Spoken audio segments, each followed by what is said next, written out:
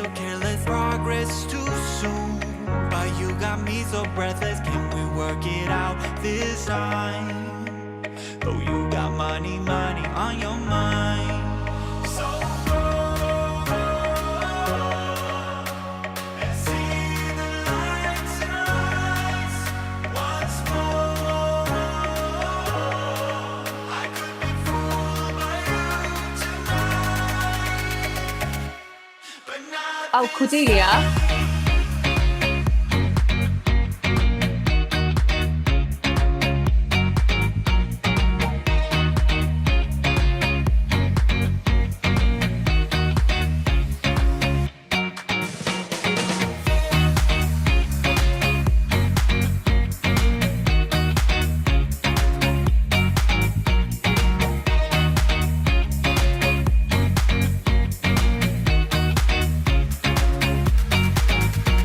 It's coming back again. I see it clearly now. Your sweet, sweet talking won't make me fall this time, 'cause I have drawn a map of my escape.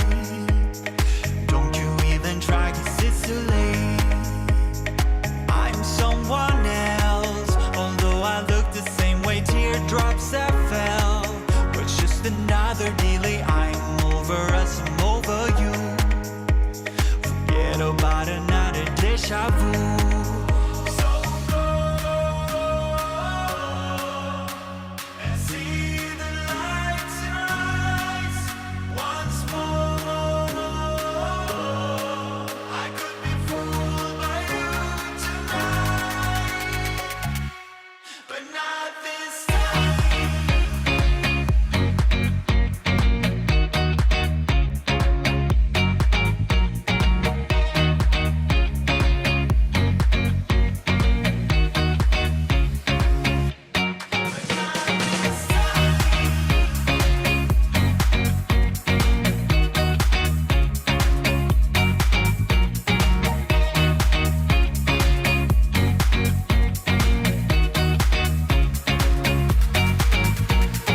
I'm someone else. Teardrops that fell. I'm over us, I'm over you. Forget about another deja vu. So go and see the lights rise once more. I could be fooled by you tonight, but not this time.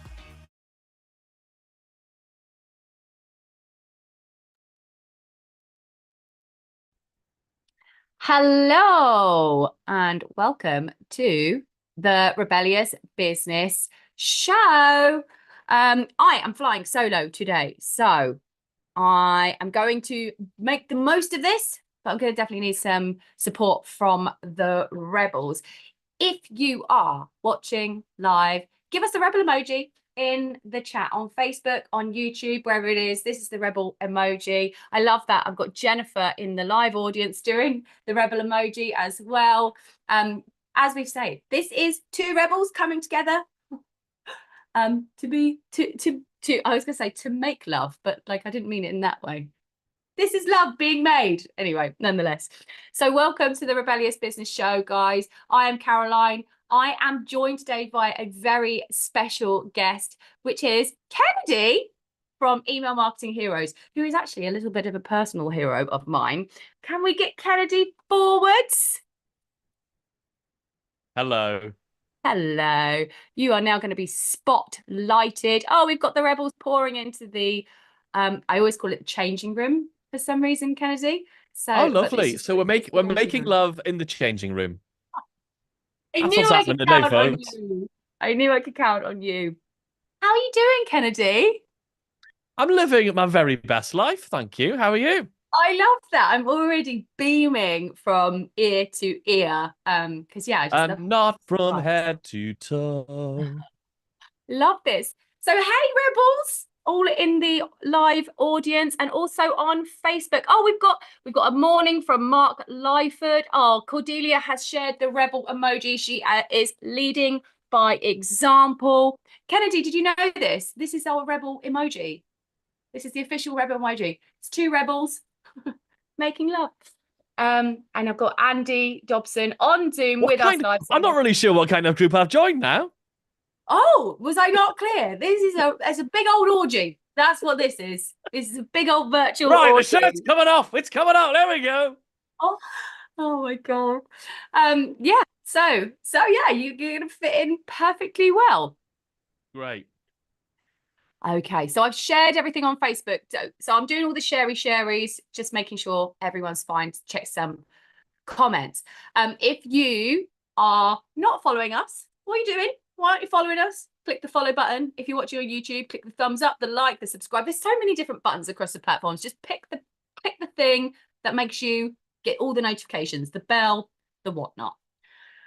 And voila, here we are. So Dreamy.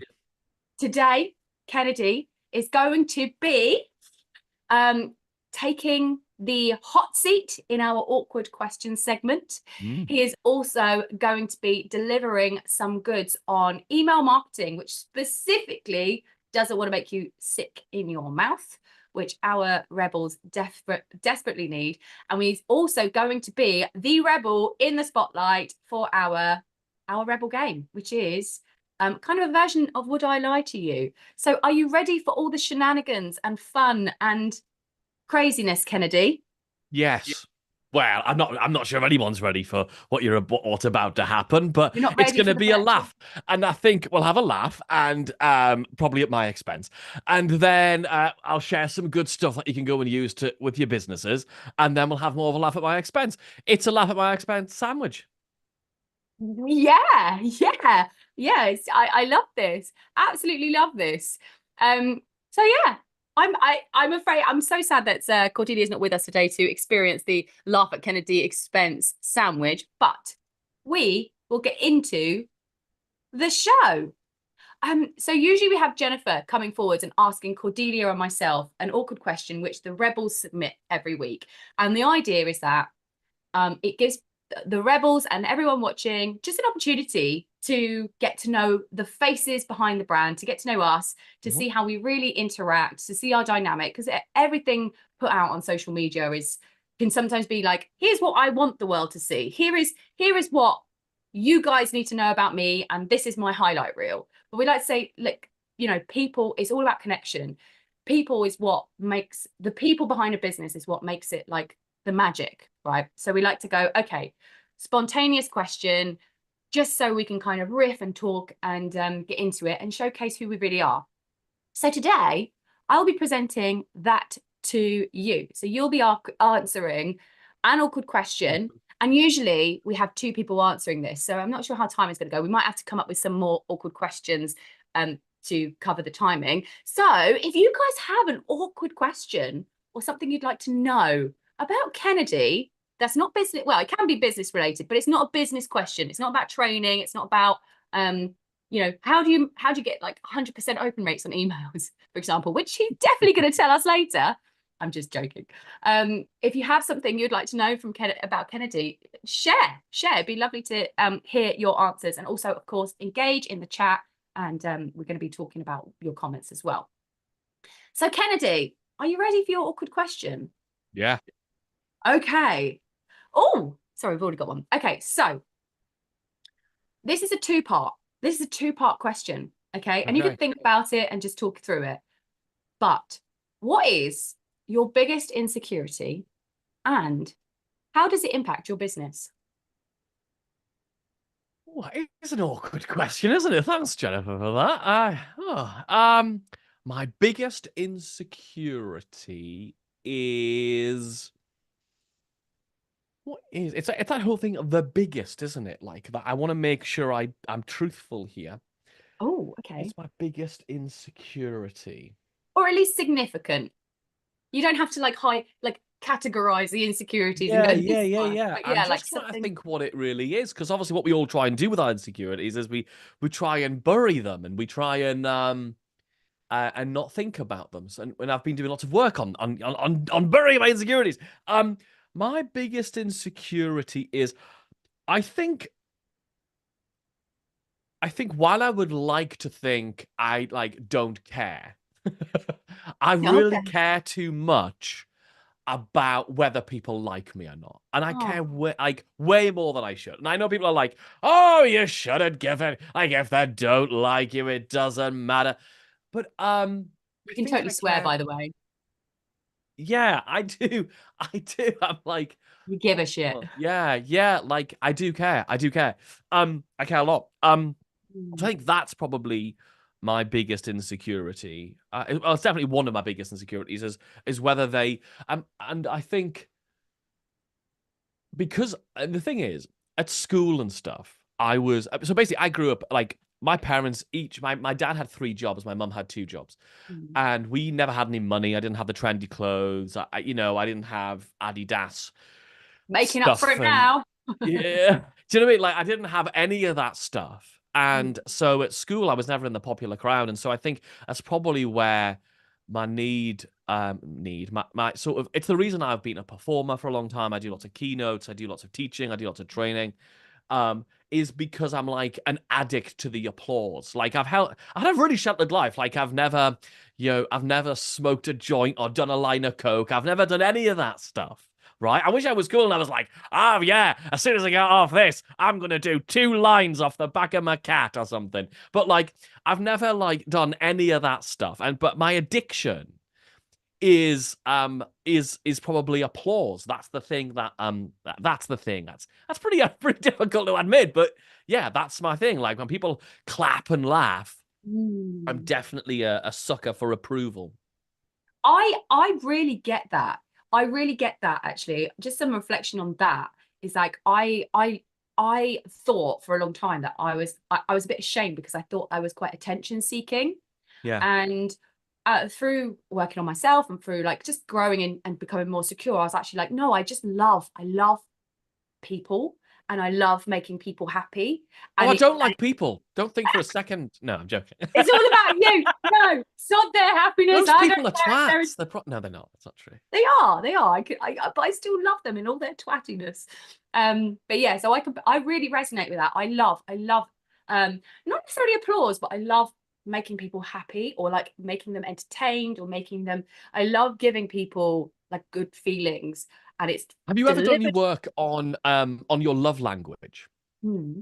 My love Yeah. language. So yeah, have you ever done any work on that? Have you read like the 5 love language? If anybody here has not read that book, the 5 love languages, yeah, the 5 love languages. Honestly, it is so enlightening for understanding yourself and understanding your Hmm. partner or partners in the future or just actually just people in business and your friends.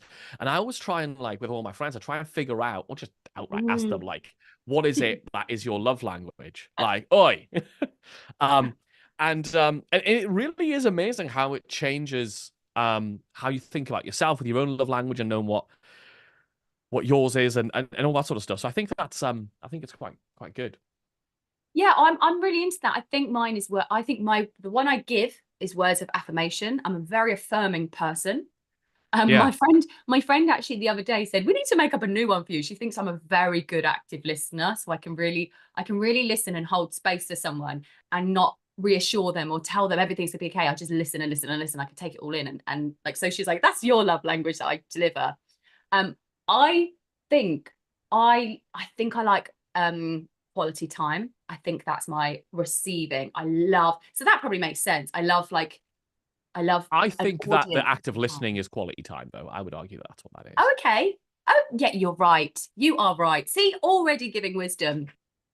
We've got some people in the chat. John says, my love languages are quality time and physical touch. I think the rebels are probably quite they're very au fait with love languages. If I was to make an assumption, that seems to be, I think that's something they'd be quite interested in. We've got twattiness from Andy Dobson. That made you laugh. Yes. This is from the Zoom chat.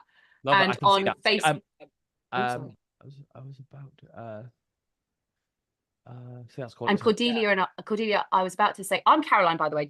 Julie, we've had a conversation before. I was about to say that listening is quality time. Kennedy beat me to it. Nice. Yeah, it's easy. It's faster to speak than type, though, isn't it?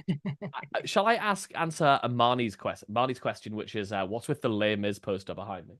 Yeah, so I'm massively into musical theatre, well, theatre in general, actually. And I think like your environment behind you, you can use, especially if you do a lot of live online training. I think you can use your backgrounds and stuff to express yourself, can't you? So like as little clues about me behind me. So you've got a Les Mis poster. That's the show I've seen more than any other. I've seen it 12 times.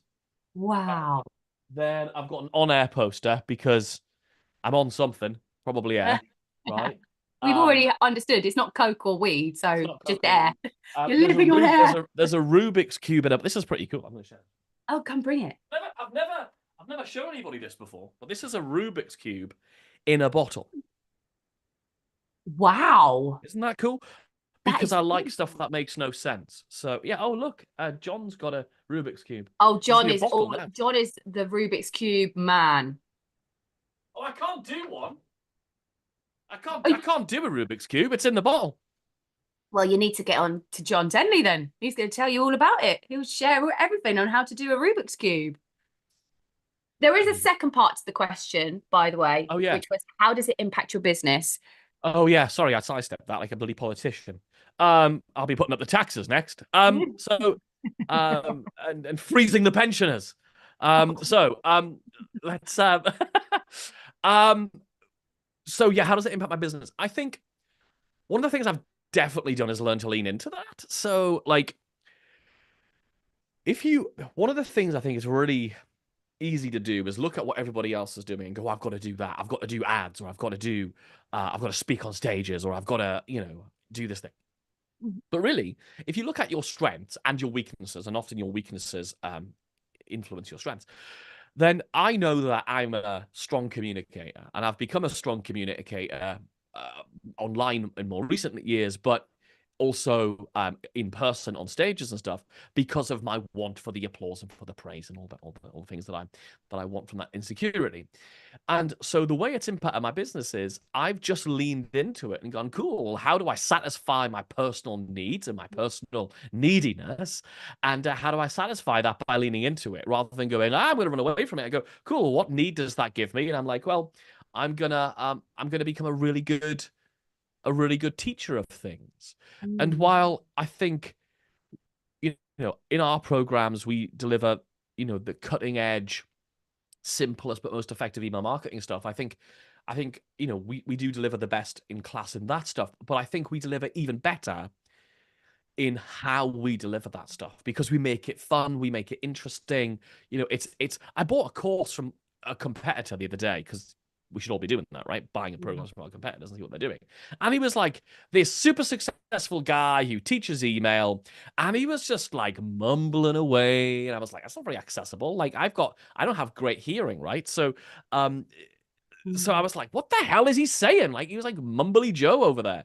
And so that sucked. And then some of the stuff he taught, I was like, that doesn't even work anymore. So I was like, okay, cool. Well, not everybody can have this skill of communication. So I think it's about, leaning into that. Now, the negative ways that it impacts me is if I go a while without being told I'm brilliant, then I'm like an attention-seeking puppy, right? I'm like, hey, I just made a thing.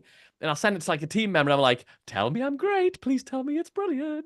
Right. So Okay. yeah, there is that thing of like, I find it very difficult to decide something is good without external validation. I find that, in fact, I argued with my therapist about this about 3 weeks ago.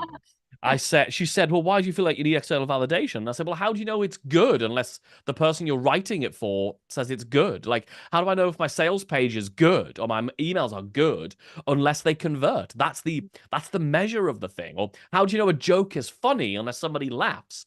It's like, and it's like, does it, if a tree falls in the woods and there's no one there to hear it, does it make a sound? Like, it's that, like, if a joke's not funny, is it a good joke?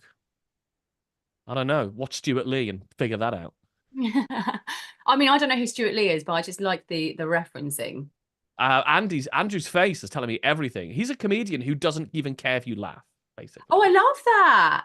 Well, I don't. It's boring as fuck. My response to that, here's the active listener in me.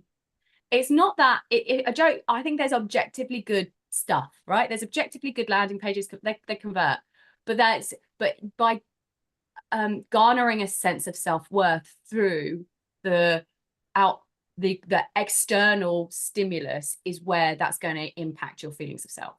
So it's like going, okay, this piece of work was good or bad. However, I am still inherently valuable, regardless of however it converts or doesn't convert. So I think that's where that's a little like you, for example, I find you valuable even if we were just sitting in my lounge and you didn't teach me anything new. Like, I think some people find that, oh, I want to share something with that person so they think I'm a value. But I would value you just because of what it feels like to be around you. You know, like, it's just, so I think we have to remember that our value is not in our contribution. Our value is just sometimes in being, which sounds a bit wanky, but like, and I'm much more like a straight talker. Well, if it doesn't convert, then it's shit. You know, I am a bit more like that in the business and in life. Or if it's not funny, it's not a joke. But truthfully, when it comes to like personal relationships, friendships, or whatever, like, I don't need my friends to show up and give me a new great idea for my business. I don't give a toss. I want them to actually, like, if they've got an idea, cool, I'll listen to it. Usually they're shit, obviously, but the value of that friend, of that relationship, that business friend, that partner, that whatever, colleague. You know, when you and I catch up on a chat, I'm not thinking, oh, will Caroline give me a golden nugget that I'm going to be able to go and apply? I don't care about that. I care about catching up and seeing how you are. Yeah. And so I'm going to round this down with like some nice pin in it. And so you must internalize that for oneself. So I'm sorry, I have to, the active listener in me, and well, I suppose that wasn't active, that was like responding with therapy. But yeah, you didn't ask for it, but you seem to be doing great. So well done. I love all of the things. I think it's massively impacting your business in a great way. I love your style, your presentation. I also saw you on stage and I was like, it's Kennedy. And you were the person I really wanted to watch. Out of everyone I saw, I was like, oh my God, I really want to see you. And bear in mind, I went home for Stephen Bartlett. Like, Stephen Bartlett was on one of the days. And I was like, meh, but I saw Kennedy. So that's just to give you some Hey, Steve, well, here's your guess what she's saying validation. about you? As if I've got Stephen Bartlett's phone number, by the way. I haven't. Well, I do. He was fine, Caroline. We talk all the time. You can go home. So yeah, that was so good.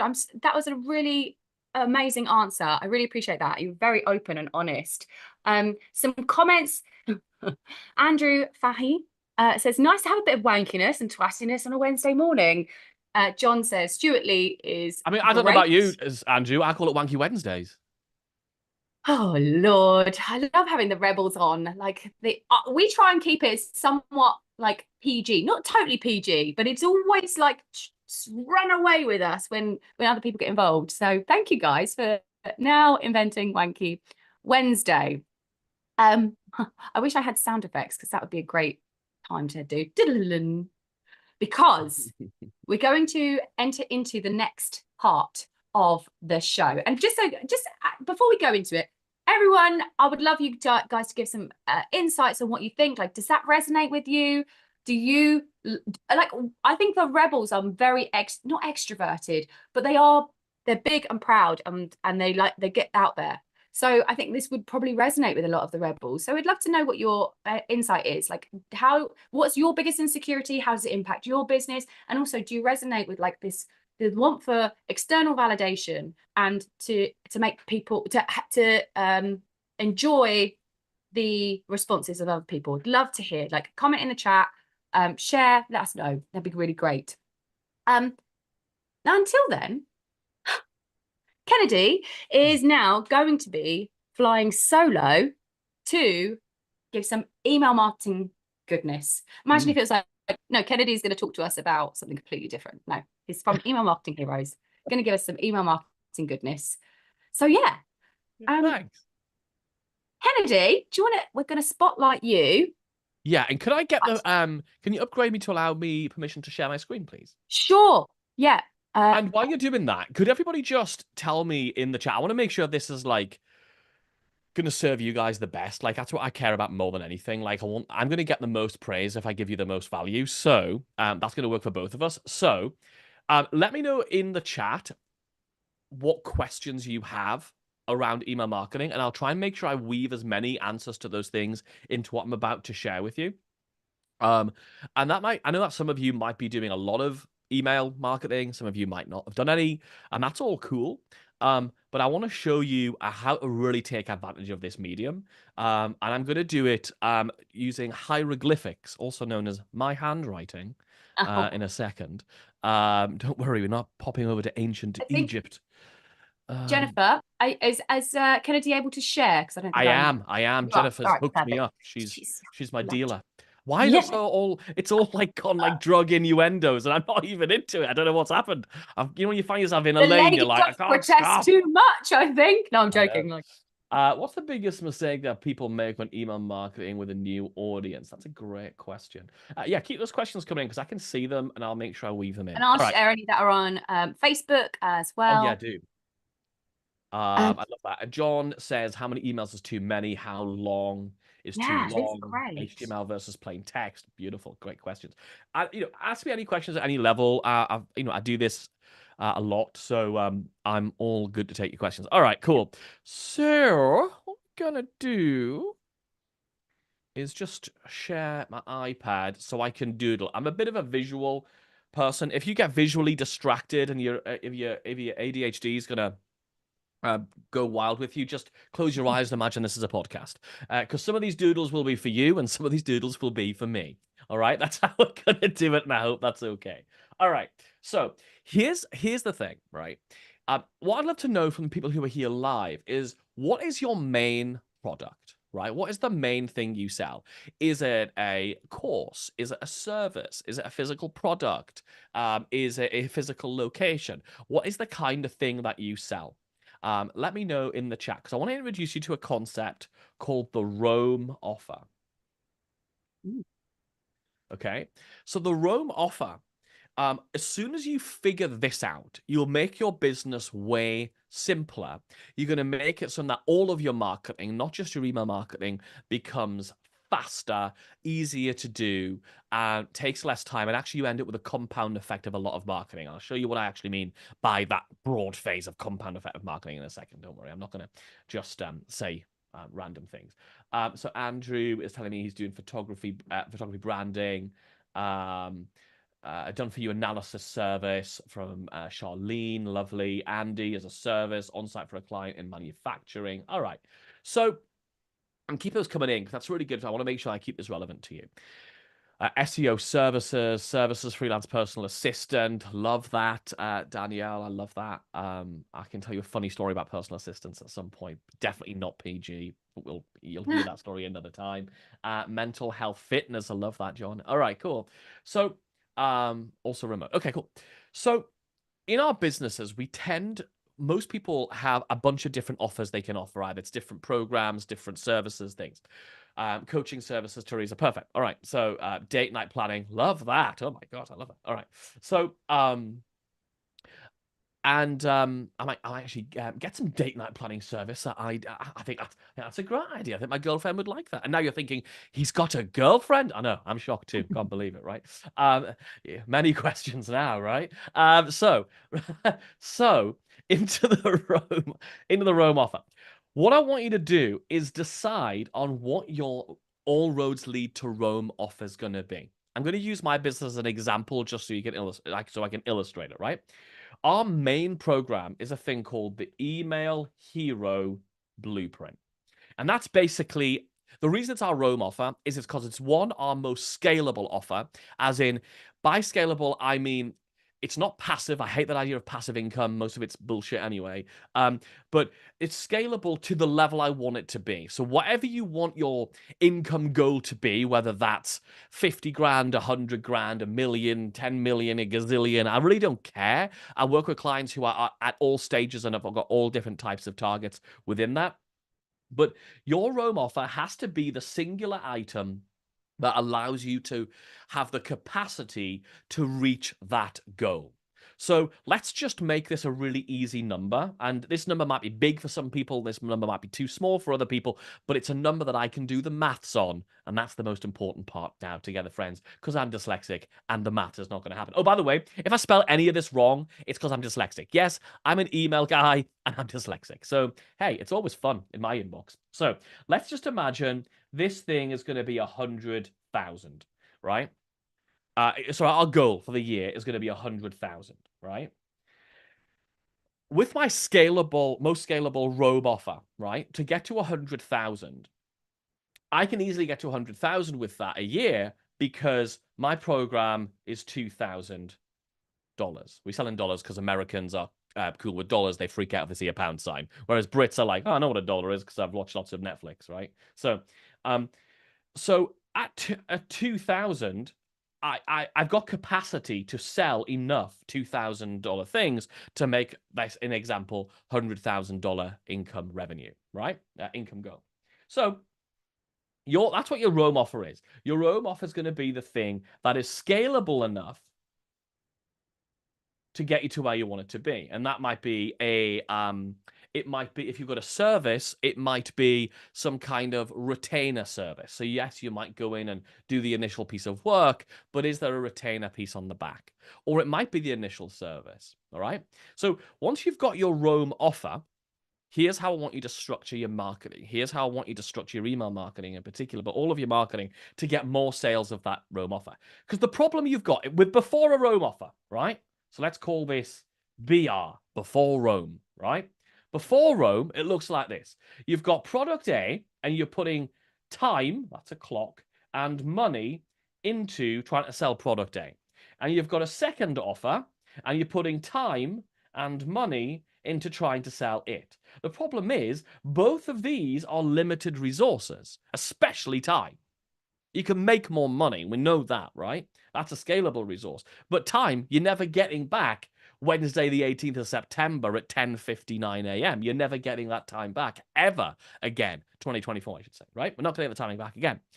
So this is why a lot of businesses get this stuff wrong. Instead, what I want you to do is I want you to think about how much easier your life would be, your business would be, more time you would have, and how much more money you'd have left over, and i.e. profit in your pocket, right? If everything you did was just another way of leading people towards your Roam offer.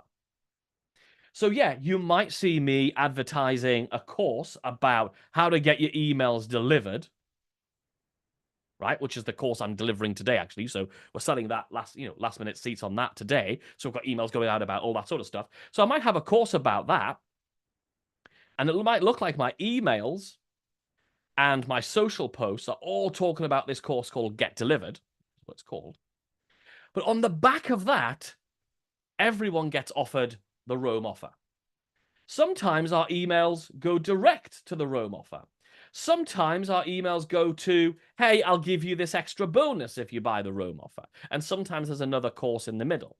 So we have different courses. We have one about how to batch your emails, and it's called Batch It Crazy. Right?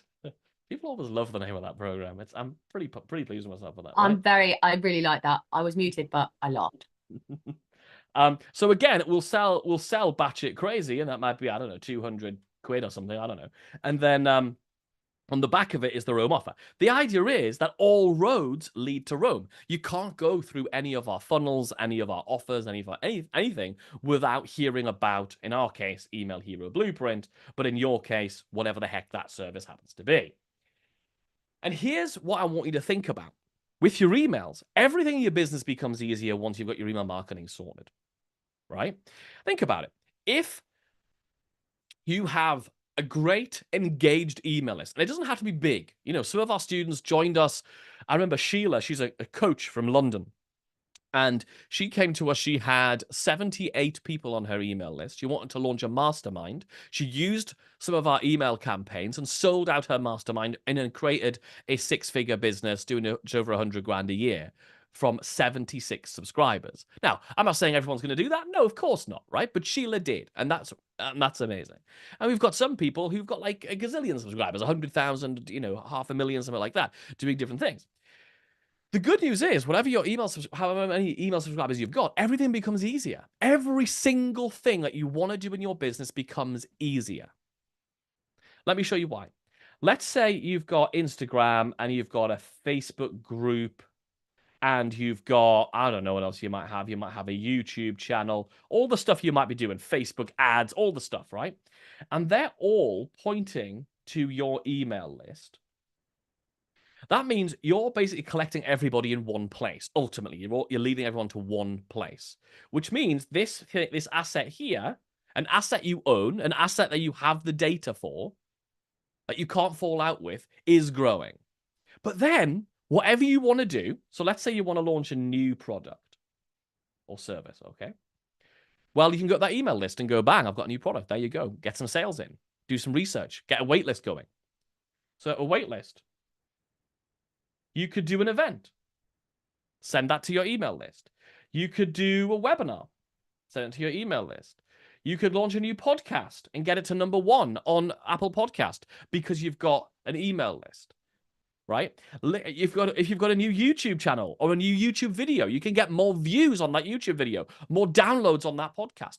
Every single thing you want to do, if you want to just tell people about an important update in your industry, if you've got a bunch of them on your email list, you can spread the word faster. So every single thing you want to do, your email list makes it easier. So how do we do this more quickly, right? How do we do it more quickly? A lot of people think that a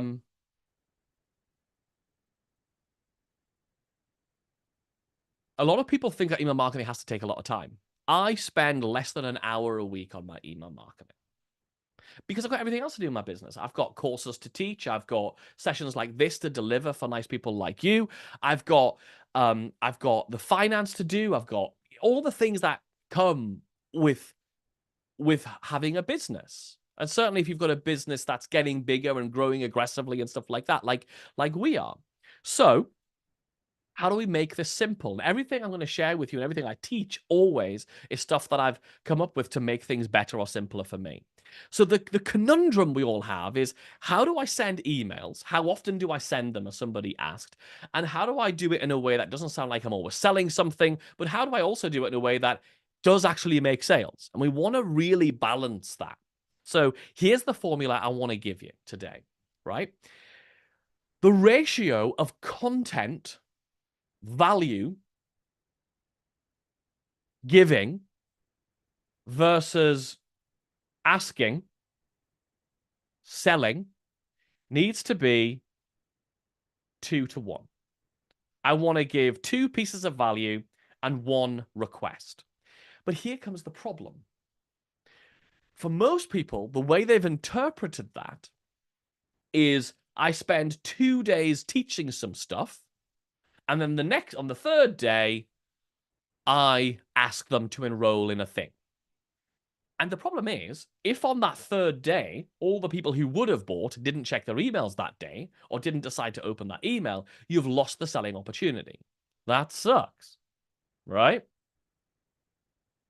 So, how do we fix that? We're going to do all of these in every email. I'm going to give you 2 hacks to do this. Does that sound useful, folks? Let me know in the chat if that sounds like a useful thing. I'm going to show you how I write an email while the kettle boils for my first cup of tea in the morning. That's how I do it every day. Horrible picture in your mind, but it'll make you remember. There's me in my dressing gown, standing in the kitchen, laptop open on the bench while I make my first cup of tea. So let me show you how to do this. First of all, sexy. Thanks, John. What we got to remember, first of all, is there are different types of value you can give people. Value is not always teaching. In fact, teaching can be the least valuable type of value. Because when you teach somebody something and you tell them a tip, often it will come up with more questions, more roadblocks, more overwhelm from a person who's already tried to seek a solution. So what I want you to do instead is think of different types of value. There can be emotional value, like some people get value from the idea of connection. Some people get value from entertainment and humor or insight or being raw and real. There's value in being introduced to ideas they hadn't thought of before. There's lots of different types of value. So what we're going to do is we're going to use this formula called SLO emails. This is what I want you to do in your emails from now on, right? SLO emails. When your emails go out, don't have lots of fancy images in them. Don't have lots of fanciness in them, right? I want your emails that I receive from you to look like a friend, a human, opened up their Gmail account and sent me an email. So let's get rid of anything that looks like a company. In fact, this is so important now that companies are trying to look less like companies. There was a day when I first started business when I tried to make it look like I had a company and my assistant said this and da da da da da. We're doing the opposite. Like every business is trying to make it look like it's very human based, especially in a world where we've got lots of AI and automation. Human touch is the thing that cuts through that. Okay, being human. Are we all a little bit sick of reading stuff that we know was definitely AI and it makes you want to puke? Because I am. Because you can sniff it. You can sniff it out. It says, in this new thing, you will discover. Like, I just want to, like, turn into that bit in The Exorcist when there's vomit everywhere. It's horrible. Yeah, unlock. Exactly. Exactly, right? So we're going to break through that with being human. So this is one formula that I use, this SLO thing, is one formula that I use to make sure that I can send emails that people connect with. Before I tell you what they are, just to keep you on the hook a little bit longer, because I'm ever such a tease. I've teased you with images of me in my dressing gown in the morning, and now what this thing is. Let me show you where this fits in.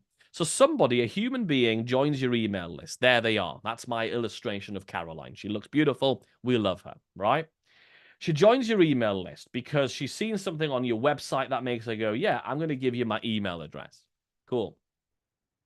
At that point, what most people do, including some big famous gurus, is they will then put you into whatever the email they happen to be sending that week happens to be. Problem with that is, if the first email they happen to be receive is you're midway through announcing a new offer, a new service of yours, they're going to have no context as to what the heck that even means. Right? You're going to be like, oh, and the third thing that's included, and they're going to be like, this is the first email I'm getting from you. I don't know what the second thing is, or the first, I don't know what you're talking about. They're going to be completely lost. So what you need to have is a bunch of automated emails here, right? A bunch of automated emails which create context.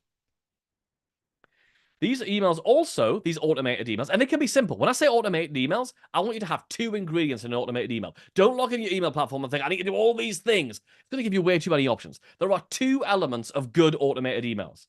Element number one is emails, right? Element number two is wait times between emails.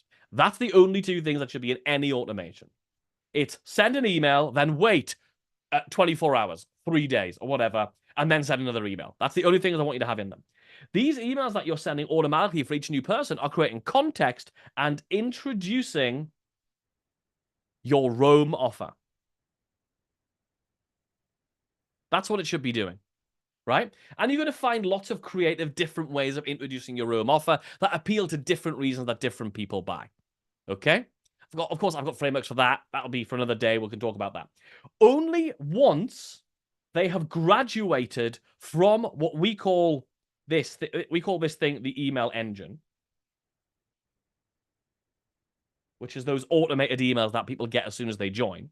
Only once they've graduated that and they've got context, they've been introduced to what your main offer is, only then do they start getting your live emails. So at the end of that, you'll just, do something like apply a tag or whatever that tells your system, now start letting them receive my live emails. When someone joins my email list, they don't get a live email for 40 days. Because I'm spending 40-something days telling them all the things about my main program. In our case, the Email Hero Blueprint. It will be whatever yours is. And in that time, you're going to tell them about different things.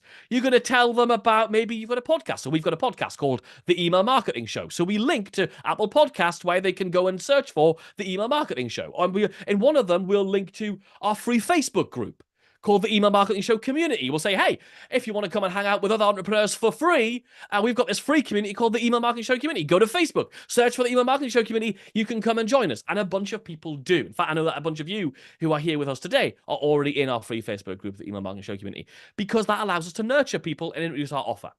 So we're doing all these things the first 40-something days. Only then do we start sending these live emails. Does that make sense, folks? So far, are you with me? It's really simple. Don't let anybody get this confusing or make this advanced, right? It's a person joins your email list. There they are, beautiful and handsome. They join your email list. They get some automated emails to introduce your offer and where else they can connect with you, your Telegram group, your whatever it is that you do. And then only after they've done all of that do they go into your live emails, where they're going to get these SLO emails. Does anybody need any more clarification on that? Because I know I'm going fast. I want to squeeze in a lot of stuff. Yeah, I'm good. I think everyone's happy. I know we've got a smart bunch, but I know this can be overwhelming. All right. So what's in these bloody emails, Kennedy? Can you tell us? Let us off the hook. Okay, here's how you write these other emails really quickly. And I'm going to give you a hack to make the first one really simple in a second. The first element of pretty much every email that I send is a story. And by story, I'm talking up to 5 sentences. That story could be as simple as, my doctor looked in my ear and said, it's full of gunk. You need to get it flushed out. That was me yesterday, right? Yeah. So, gross. I've gone from sexy to disgusting all in about 20 minutes. It's great. I'm doing well here, right? This is like my Tinder profile, right? So we've got a story which is just about something that's happening in your life. Important thing, it should not be business, or well, it could be business, but it should not be related to your product or service at all. This is about giving a piece of value. This is piece of value number 1, because people get value from soap operas. People get value from series. People get value from knowing what the hell's going on in your life. I go to events and people like Caroline come up to me and say, oh, how are your cats? I've got 2 Bengal kittens, right? Well, they're not even kittens. They're 4 years old. But I still call them the kittens, right? But I've got 2 Bengal cats called Nova and Ivy. People walk up to me all the time and say, how are the cats? And I'm like, how do you know about that? Because at some point in some email, I must have mentioned I've got cats. People get value from that, but also it deepens your relationship with people because they know, oh, you had an ear infection at that point, or you dislocated your kneecap at that point, or you all these things that happen. Oh, your kid did this, or whatever it's going to be. So story. I'll give you a little hack in a second for how to make that really easy to come up with. The second part is the lesson. What that is where you tell them what is the lesson or the moral of that story as it applies to what you help people with. Notice we haven't mentioned the product yet. This is value piece number 2 in this same one email, right?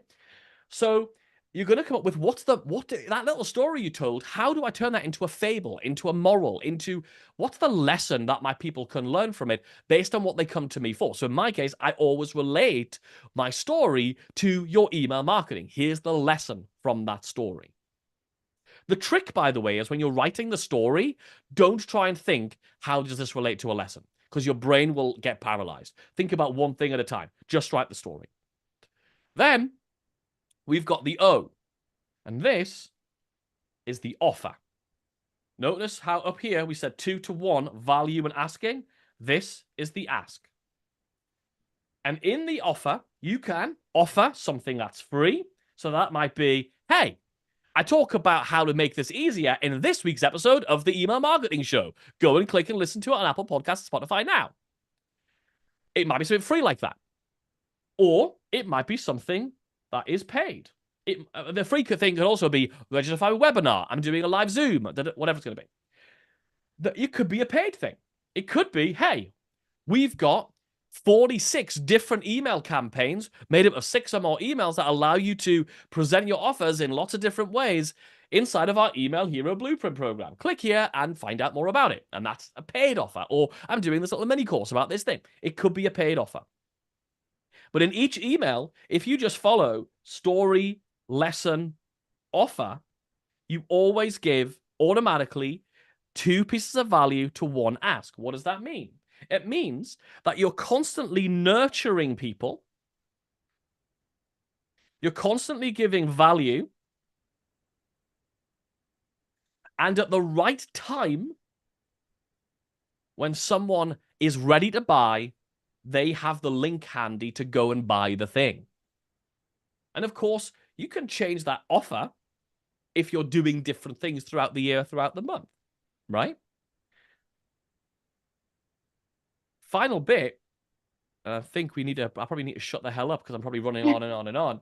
But how do you come up with a quick story? Here is my little mental hack. Here's a question you could ask yourself, which hacks your own brain. And this is the question. What is the least boring thing that happened to me in the last 24 hours? Not what's the most exciting, because your brain will go, nothing exciting ever happens to me, because your brain is a dick, right? So if you ask yourself, what's the least boring thing, your brain will tell you what the least boring thing is. Dressing sexy by the kettle. That's a good subject line, by the way. All right? So hopefully that helps. Yeah, so hopefully that helps. I do have a resource in case anybody wants it. I need to figure out where the heck I've put it. This which will help people with this. Slash subject, maybe. Anyway, yeah, I'll come While you're up with a digging resource that for you guys in a out, second. absolutely, we need to get people on this, because like I am subscribed to your emails. I have been since way before I met you. This is why I was like, quite honestly, why I was so excited to see you talking on stage, because I was very aware of who you were. So that's because I'm in your emails, I'm reading your stuff, I'm looking at your work, and also I'm a copywriter. So I'm actually inspired by what you're writing. I'm not often really signed up to emails, because I'm like, this is really well written. So it was like very inspiring, and I always open your emails, and they're really great. So even just being subscribed to Kennedy's email list will give you value. We definitely need to dig out that resource though. However, wasn't that amazing, guys? I've got it. I hope you enjoyed that. Was that valuable, folks? Let me know in the chat. We've got a lot of engagement, and you know what? The best sign is we got engagement, people commenting on things that you're saying, in terms of like they're just engaging and saying like, but like the fun things. Like it's not just like about what the lessons they're learning, they're also just replying to you as a person. I think this is really important, where we're humanizing what we're doing, because people are replying to Kennedy in reference to comments he's making, it because he's a human, and I think we really get that. Yeah, got loads of people. If people struggle with subject lines, I actually, for the last 5 months now, I've been training my own GPT to write subject lines that beat my own ones. So if you want to get that, you can have it for free. If you just go to Email Marketing Heroes with an E in it, emailmarketingheroes.com/rebels, I've just hooked you up a link to get that for free. Love that. I'm actually just going on that right now. Everything. I'll put it in the Zoom chat as well, in case. Thank you. I'll put that. Jennifer, if you're there, would you be able to put that on Facebook, YouTube, everywhere we are? That'd be fantastic. Thank you so much. We've even got our own personalized link. I feel so special. Wasn't that amazing? Thank you so much. Like that was absolutely brilliant. I'm so happy that we got to give the rebels that. That's amazing. If like, guys, share the love. We got like comments on Facebook, a few questions. We don't have time to answer them, but I did answer a couple because I was able to answer them with the experience that I've got. But amazing. Thank you so much. Guys, check out that link. We're going to be putting that in the chat. It's a GPT for amazing subject lines, from what I can just understand. in case you don't know, you don't need a paid for Chat GPT account to use the GPT. You can have a free one. Really? So you can just have a free Chat GPT account and still use this. Yeah. I've got a new version. Anyway, we're not going to get into that, because we now have to do the Rebel in the Spotlight session, and I'm hoping that our panelists are able to stay, because we're going to be going over the time a little bit. So who have we got as panelists today, Jennifer? Today we've got Alex Patillo, we've Lovely. got Andrew Fahy and Andy Dobson. Amazing. What a great team. Are you guys all You want able me to bring them stick all around? out? Just let me clarify with with if they're able to stay, because we're gonna run over. So if you guys have a hard stop at 11:30, are you able to stick around a little bit longer, Kennedy? Yeah, I can stick. I apologize. I've totally outstayed my welcome and blathered on to them. Yeah, it's like, no, come on, like it's oh my God, it's been great. Just oh yeah, really. No, I'm joking. Okay, Andrew, happy to stick around. Andy Dobson, we've got 2 Andys today. We're going in Andys, it's great. The Johns, there's less Johns, more Andrews at the moment. If you guys are all happy to stick around, Andrew, Alex, Andy, perfect. Come forwards. And I am going to introduce you guys.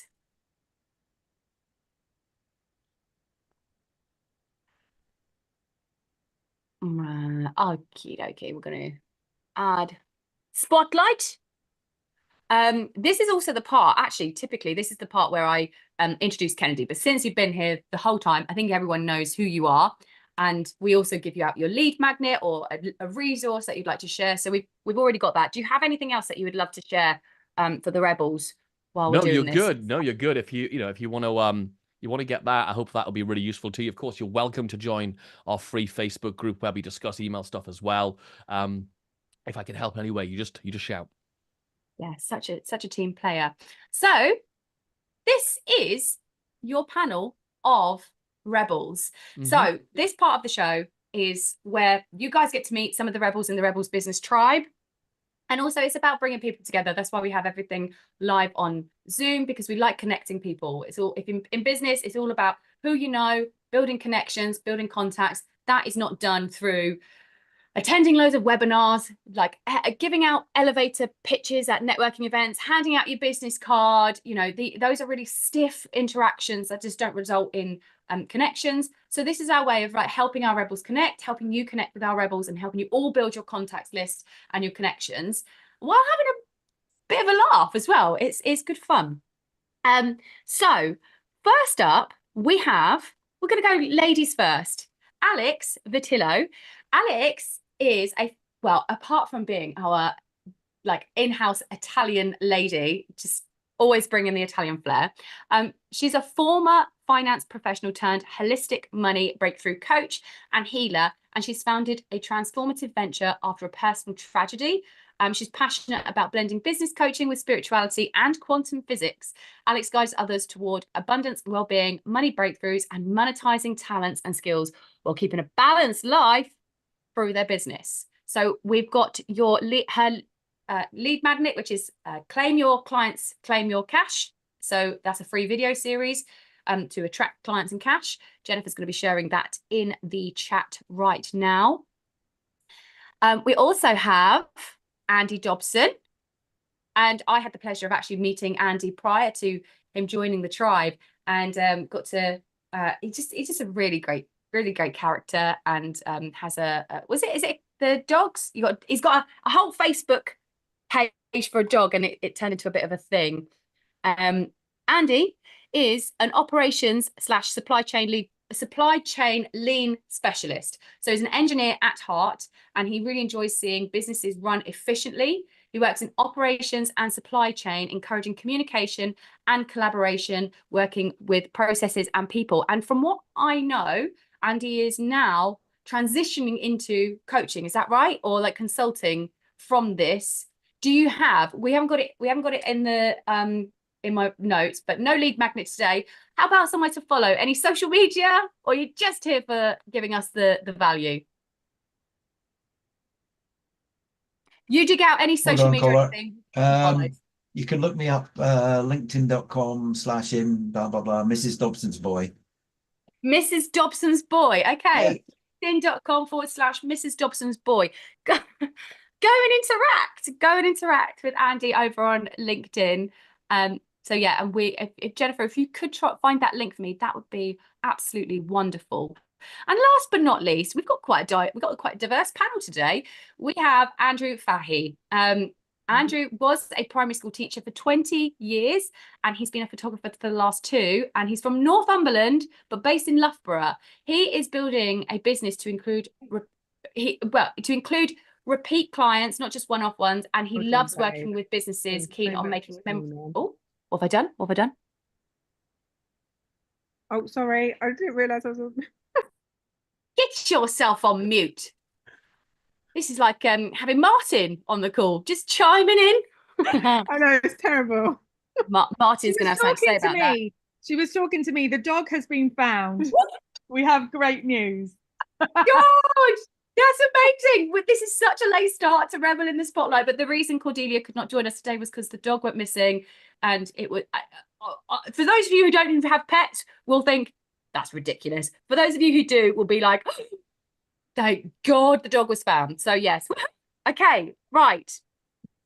So Andy, I'm sorry for the dog stealing your spotlight, but that is really important. Andrew is a branding photographer, basically, and he has a really amazing personality and a beautiful flair. So if you're interested in some branding photography for your business to make you stand out and to showcase your essence, then click the link that we're sharing into the chat right now. To check out Andrew. It'll be a good find. Okay, did I butcher that? I hate doing this bit. I usually leave this to Cordelia, but hopefully I did okay there. We got the links out. I think we're good. Okay, now Rebels, your job is to guess whether Kennedy is telling the truth or a lie.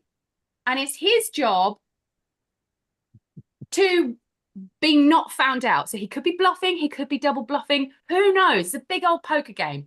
But essentially, Kennedy has been allocated a truth or a lie from Jennifer. And he will then go and firstly give a statement, and will be then telling, elaborating on said statement. And you all have 2 questions each to ask him to figure out, is he a big fat liar? Or is he telling the truth? So, Kennedy, are you ready? Oh my God, this is the hardest thing I've ever done in my life. Yes, I'm kind of ready. I'm ready to be shit at this. Yeah, okay, I'm ready. Okay, what's your statement? I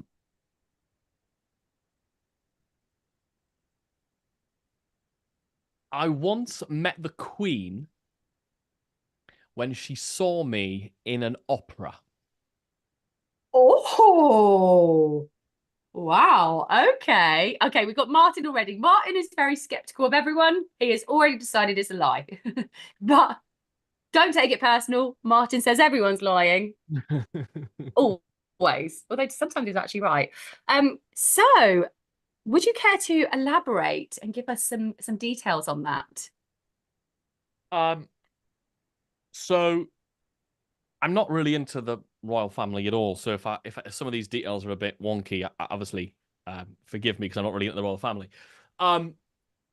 So I was about 19. I was 19, and somebody called me and said, we really need somebody to come and be in this opera that's going to open a new local theatre in Durham, in the city of Durham, called the Durham Gala Theatre. And they and I said, okay, well, I can't sing. And they said, no, we just need some people who can act, who could like stand around and like hold things. And they needed basically a bunch of fellas who could like hold like because in lots of operas they have like the scene where there's like some big chair on a big platform, and they needed 2, 4, 8. They needed 8 of us to like walk on with somebody on this platform, and like be dressed in whatever they dress in, right? So so they needed some people to do that and like sort of stand around in a crowd and all that sort of stuff. And I thought, yeah, I'll do that. And so they were opening this theatre. And then it turns out the person going to be opening the theatre was going to be the Queen. So what we had to do is we had to stand. How did it work? We had to stand around. I can't remember if we did the show first and then. Yes, we must have done like a little performance. But before she came in, before we could do the performance or anything, the Queen, the Queen's people came in. We all had to stand on the stage, and they were like, "These are the rules. You can't ask Her Majesty any questions. But you can't speak to her unless she speaks to you." And on all this kind of stuff. So like they give you this little lecture. Some fella in a black suit and black tie and looks like he's going to a funeral. Does that, and then so we all went off, and then we did this little scene, the parade scene from this play opera.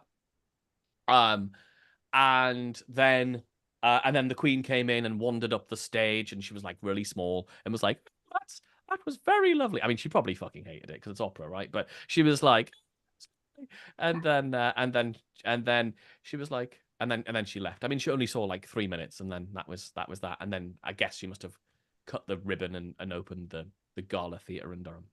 That's when I met the Queen. Okay. Right. We've already got Martin. He's very in opposition. He's a firm believer. So also, guys, if you're watching on the live, don't forget to share your questions, because at the end we might add an extra question which was delivered from you guys watching live. So feel free to ask your questions in the chat as well. But what do we think? Andrew, I'm going to start with you first. What's your question to Kennedy? Well, I quite liked his tale. He's like kind of really spinning it quite a lot. I like the thoughtful poses as well. You really kind of was like, oh, what was it again? Which order was it? I was trying to remember. Yeah. This is a long time ago. It fuddles the mind. I'm just curious, actually, because I'm thinking the Durham Gala Theatre isn't exactly a massive theatre, is it? It's not too big. And I'm just wondering, would the Queen go up there just to open the theatre? So was she up there doing anything else? I don't know. I haven't got a clue. I don't know. I mean, obviously, I can't remember exactly my age at the time. I know it was a long time ago. And obviously, I was just bemused that flipping heck I'm meeting the Queen. But at the same time, I didn't care because I was like young and like, it's just this woman, isn't it? So some fancy lass with a big shiny hat on. Oh, she didn't even have a hat on. No, she was just like in the old hairdo. Okay. I love Nicely how done. this northerner being northerner right now. Like it's gone so northern, and I was down the pit. Way hilly lass, there's nothing wrong with that, like pet. I love it. I don't know if we anticipated that there would be someone who knew about this theatre. So interesting. Neither did I. I thought, anyway, doesn't matter. This is not deliberate. Okay. Alex, you look really amused. You look amused. I want to hear what's your question. One of your questions, anyway. It's such a far-fetched story. I feel it's got to be true. But how old are you now? So how old was that? It was whenever the Gala Theatre opened. I can't quite remember the date or how old I was. Okay, roughly. I'm 40 now. I'm 40 this year. Well, I've already turned 40 in July. Okay, then I suspect probably not, but that's Okay. We don't come to the conclusions yet. We've got another round of questions. okay. Thank you. Okay, Andy. Just to bring a bit of even further northern content. Oh yeah, you're right up there. I can hear that. Oh yeah, well, as I prefer the country to be known as God's chosen land, but anyway, we'll move on. So this is honestly not a coincidence, but I do actually know the Gala Theatre as well. There you go. I won't tell you how. So Were you in my opera? no. I just thought, oh, okay. No. Don't go any further. Just don't. Oh. Right. So the Gala Theatre is about 1,500 people. Was it, did you manage to pack it out? And were there sort of massive crowds outside cheering on the Queen? No, it was very low key. Oh, okay. That's interesting. Because I would have thought, with us all being patriots, that people would want to, that they'd be standing four deep at the entrance and, sort of waving flags. I think we stuff. probably weren't allowed to tell anybody that was happening. Maybe like we could tell our our parents, whatever. I must have been quite young, I guess, because I remember I had to tell my parents. Okay. Andrew, back to you. Well, you just said there that you weren't like in terms of telling your parents and everything, but you'd also said in your story that you didn't know who it was until like the day on that row. You're like, oh, who's coming up for the grand opening? And it was like kind of, oh, it's the Queen. So I'm a bit suspect about that. Like, the other thing I was going to say was, how many people were in the production? Because you mentioned like the Queen came like trotting on the stage after to say, "Oh, congratulations, one and all," in a voice. Patronizing. Yeah, okay.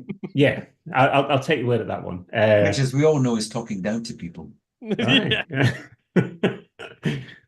That was very nicely explained.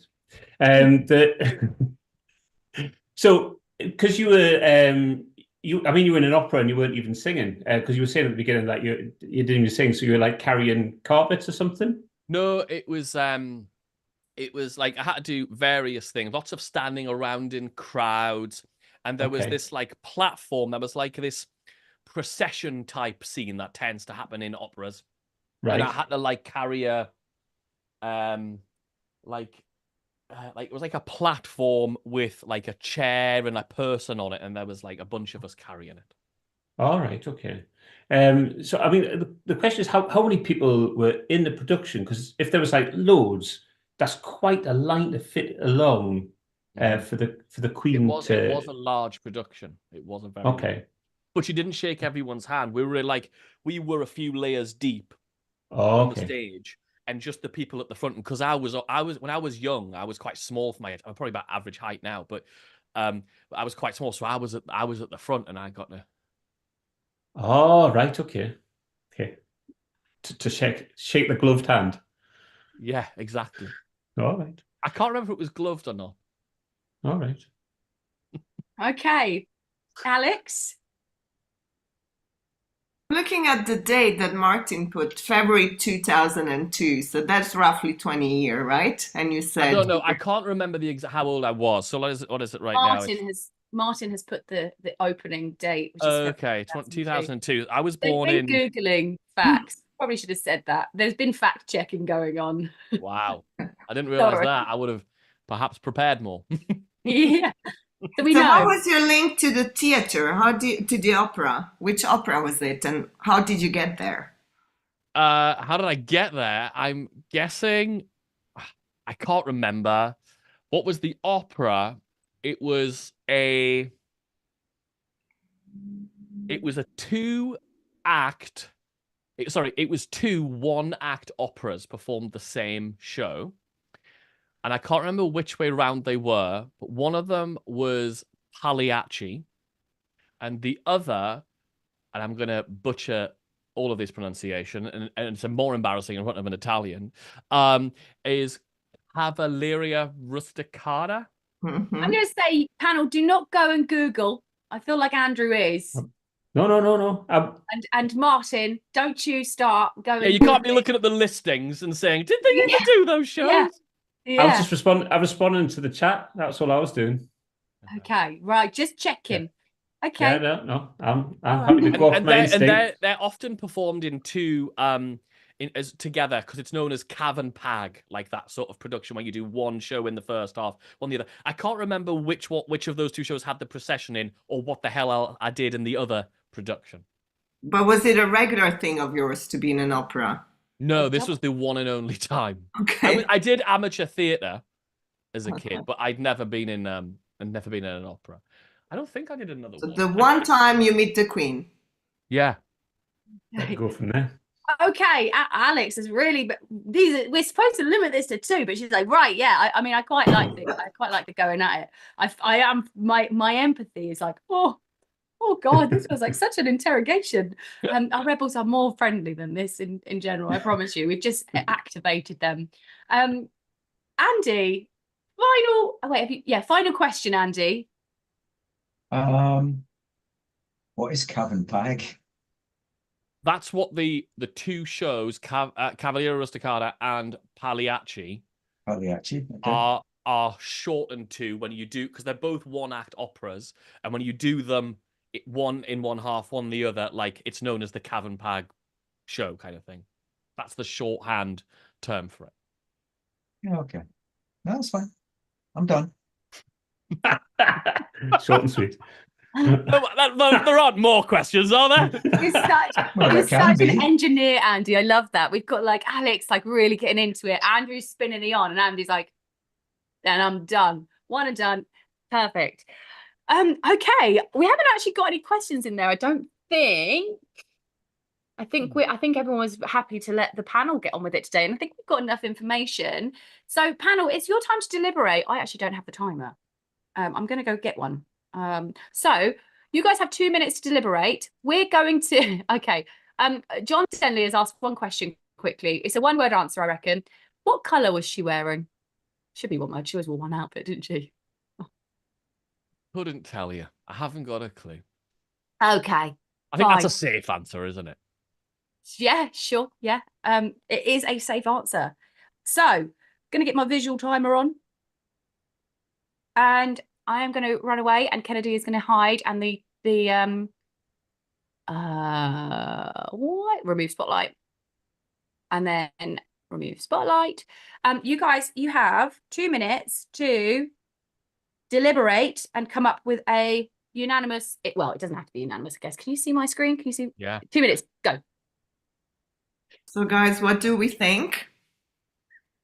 I reckon there's been I don't think it's true. I think there's a huge element of, I believe he's had some sort of like stage background, like, but meeting it's too many holes with the Queen side of things.